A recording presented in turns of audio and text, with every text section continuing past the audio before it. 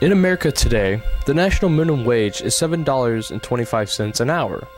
Minimum wage and its effect on unemployment has become one of the most controversial economic issues in America since its introduction on October 24, 1938.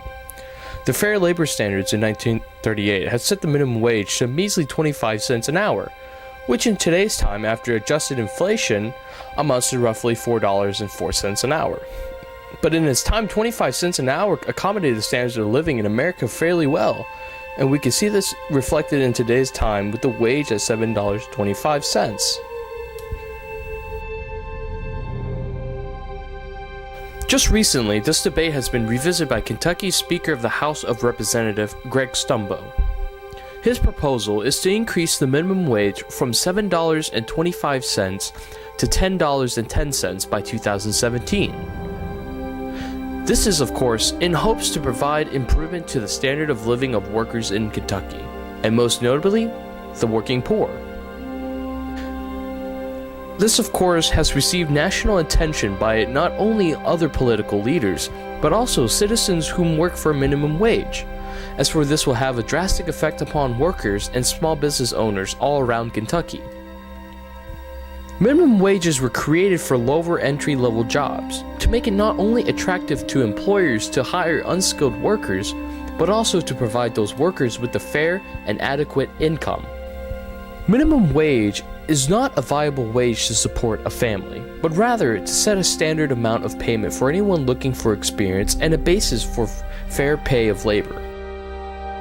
I've been teaching here at Davis County for 9 years. My degrees are in business management.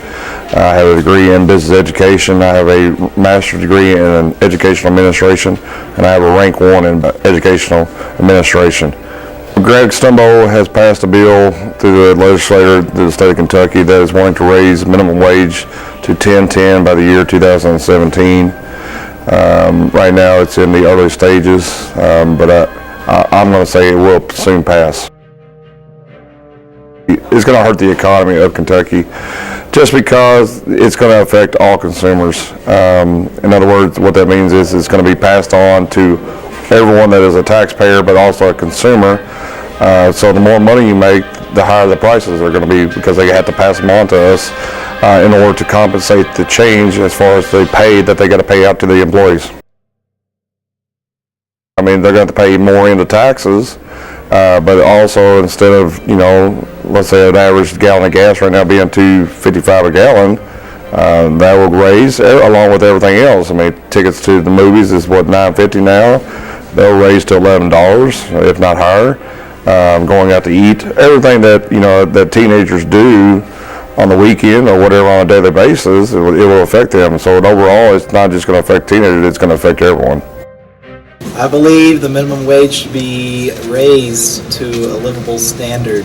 What is the livable? It's too high at this point.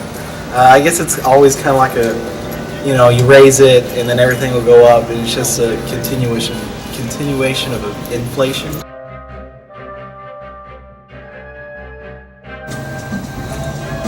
So how much do you make at your current job? Right now, I'm currently making $8.75 an hour. Okay. So do you think this is enough for you, like if you were to live on your own? I believe it would be if I wasn't going to school as well. That's also something to think about. Okay. I think work ethic would be much more important, so that might be a factor in choosing someone to take the position. Minimum wage would be a debate that will sound throughout America for quite some time. With 318.9 million citizens in America, it is inevitable that ideals clash, opinions collide. Perhaps an increased wage is what America needs to boost its economy. Perhaps an increased wage will do the exact opposite.